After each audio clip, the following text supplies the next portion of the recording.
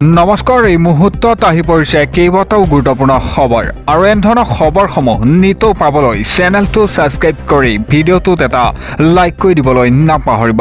তেন্তে বলক খবৰকেইটা আৰম্ভ কৰোঁ।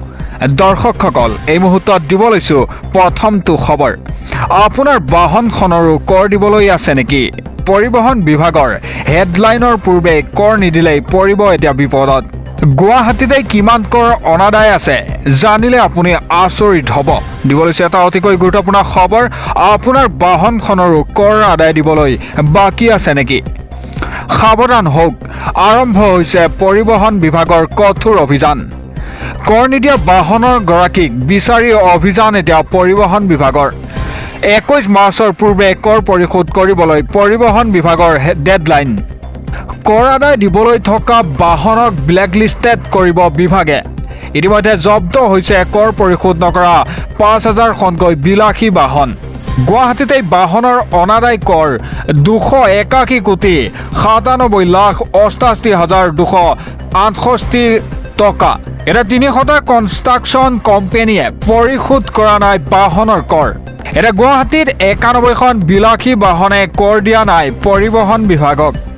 1,44,91,687 টকা কৰ অনাদায় আছে বিলাসী বাহনৰ পৰা। এটা কৰ বিচাৰি কাৰ্যালয় পৰিবহণ বিভাগে চলাইছে অভিযান। 31 মাৰ্চৰ ভিতৰত কৰ পৰিশোধ নকৰিলেই জব্দ হ'ব এতিয়া বাহন। আৰু দিব লৈছোঁ পৰৱৰ্তী খবৰ।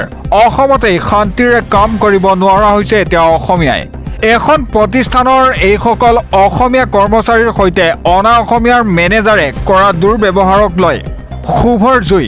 দিব লৈছে এটা অতিকৈ গুৰুত্বপূৰ্ণ খবৰ। অসমতেই অনা অসমীয়াৰ অতিশস্যৰ বলি হ'বলগীয়া হৈছে অসমীয়া। এটা অসমীয়া কৰ্মচাৰীৰ ওপৰত অনা অসমীয়াৰ মেনেজাৰৰ দাদাগিৰি। এটা ব্যৱসায়িক প্ৰতিষ্ঠানত কৰ্মৰত অসমীয়া যুৱক যুৱতীক মানসিক হাৰাশাস্তি। এটা মেনেজাৰ ৰাহুল সিং চৌহানৰ বিৰুদ্ধে ক্ষোভত ফাটি পৰিল কৰ্মচাৰীসকল। প্ৰায় 20জন অসমীয়া কৰ্মচাৰীক 11-12 ঘণ্টা কাম কৰোৱাই মেনেজাৰে। আনকি প্ৰতিষ্ঠানখনৰ কৰ্মচাৰীয়ে নাপায় খাদ্য গ্ৰহণৰ বাবেও বিৰতি।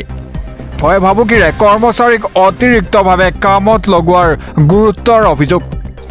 এটা গুৱাহাটীৰ গণেশগুৰিৰ মান্যবৰ নামৰ বিপণীখনত এই ঘটনাটো সংঘটিত হয়। অসমতে অনা অসমীয়াৰ অতিশস্যৰ বলি হ'বলগীয়া হৈছে এতিয়া অসমীয়া।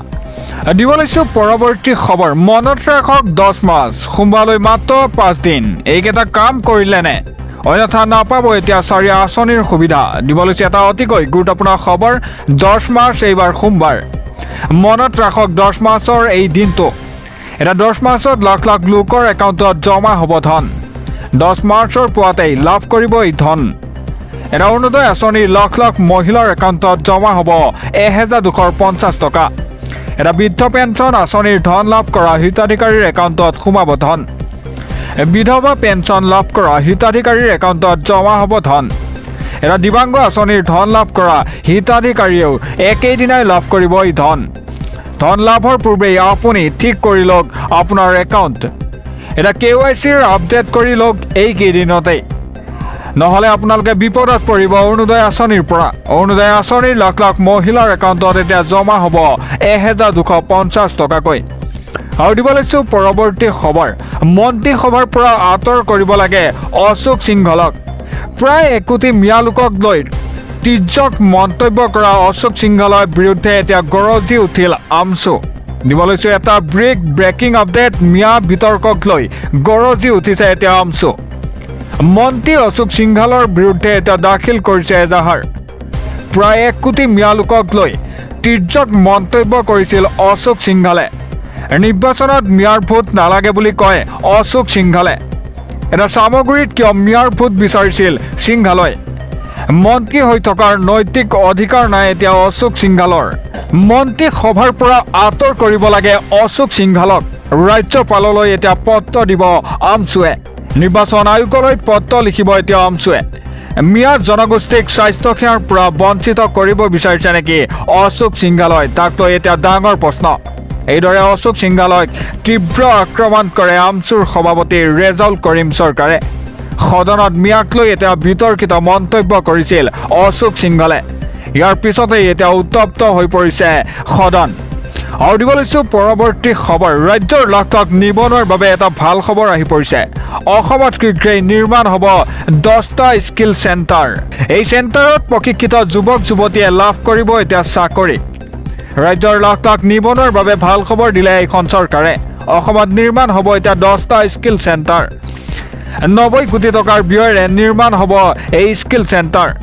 এটা 10 কোটি টকা ৰাজ্য চৰকাৰে বহন কৰিব আৰু 80 কোটি টকা প্ৰেৰণাই আইটিৰ এলুমিনিয়াম এছ'চিয়েশ্যনে ব্যয় কৰিব। এটা ৰাজ্যৰ লাখ লাখ নিবনুৱাৰ বাবে ভাল খবৰ দিছে বিজেপি চৰকাৰে। অসমত নিৰ্মাণ হ'ব এতিয়া 10টা স্কিল চেণ্টাৰ। 90 কোটি টকা ব্যয়েৰে নিৰ্মাণ হ'ব এই স্কিল চেণ্টাৰ। দিব লৈছোঁ পৰৱৰ্তী খবৰ। এটা ব্ৰেকিং নিউজ। এতিয়াৰ পৰা টকা থাকিলেই অসমত খুলিব নোৱাৰিব ব্যক্তিগত বিশ্ববিদ্যালয়। বিশ্ববিদ্যালয় স্থাপনক লৈ এতিয়া কেইবাটাও কঠোৰ নিয়ম আনিছে চৰকাৰে। US টিমৰ কাণ্ডৰ পাছতেই কঠোৰ এতিয়া ৰাজ্য চৰকাৰ। অসমত ব্যক্তিগত বিশ্ববিদ্যালয়ক লৈ আহি গ'ল এতিয়া কঠোৰ নিয়ম। এতিয়াৰ পৰা মন গ'লেই খুলিব নোৱাৰিব বিশ্ববিদ্যালয়। টকা থাকিলেও খুলিব নোৱাৰিব কোনো বিদ্যালয়। বিশ্ববিদ্যালয় স্থাপনক লৈ কেইবাটাও কঠোৰ নিয়ম আনিছে এইখন চৰকাৰে। প্ৰথমতে ছিকিউৰিটি ক্লিয়াৰেন্স লাগিব আৰু গৃহ আৰু ৰাজনৈতিক বিভাগে ছিকিউৰিটি ক্লিয়াৰেন্স দিব লাগিব। দ্বিতীয়তে ব্যক্তিগত বিশ্ববিদ্যালয়সমূহ ধৰ্ম নিৰপেক্ষ হ'ব লাগিব। ধৰ্মান্তৰকৰণ আদি বিষয়বস্তুৰ পৰা দূৰত থাকিব লাগিব। ৰাষ্ট্ৰীয় নিৰাপত্তা সুৰক্ষাৰ চাৰ্টিফিকেট থাকিলেহে স্থাপন কৰিব পাৰিব ব্যক্তিগত বিশ্ববিদ্যালয়। অসমত ব্যক্তিগত বিশ্ববিদ্যালয়ক লৈ আহি গ'ল এতিয়া কঠোৰ নিয়ম। আৰু দিব লৈছোঁ পৰৱৰ্তী খবৰ। এইবাৰ প্ৰচণ্ড গৰমে এইবাৰ ভংগ কৰিলে সকলো অভিলেখ। মাৰ্চ মাহতেই শিলচৰত আজি এই দিনটোত সৰ্বোচ্চ তাপমাত্ৰা 31 ডিগ্ৰী। বতৰ বিজ্ঞান কেন্দ্ৰই এতিয়া প্ৰচণ্ড গৰমৰ বাবে জাৰি কৰিছে এলাৰ্ট। দিব লৈছোঁ এটা অতিকৈ গুৰুত্বপূৰ্ণ খবৰ। কৰ্ণাটক চৰকাৰে জাৰি কৰিছে বিশেষ নিৰ্দেশনা। 37ৰ পৰা 39 ডিগ্ৰী পৰ্যন্ত হ'ব পাৰে উষ্ণতা। এটা গৰমে ভংগ কৰা দিশে পূৰ্বৰ সকলো অভিলেখ। মাৰ্চ এপ্ৰিল আৰু মে মাহত পৰিব অত্যন্ত গৰম। ৰূপ সলনি কৰিছে প্ৰকৃতিয়ে। কমি আহিছে ঠাণ্ডাৰ সময়। বিগত বৰ্ষতো পৰিছিল প্ৰচণ্ড গৰম। এটা মুম্বাইতো জাৰি কৰা হৈছে হিট ৱেভৰ এলাৰ্ট। গৰমৰ ফলত লু বতাহ বলা আৰম্ভ কৰিছে কেইবাটাও প্ৰান্তত। এটা ফেব্ৰুৱাৰী মাহতো গৰমে ভংগ কৰিছিল পূৰ্বৰ সকলো অভিলেখ। এটা বিশ্বৰ আন প্ৰান্ততো একেই পৰিৱেশ।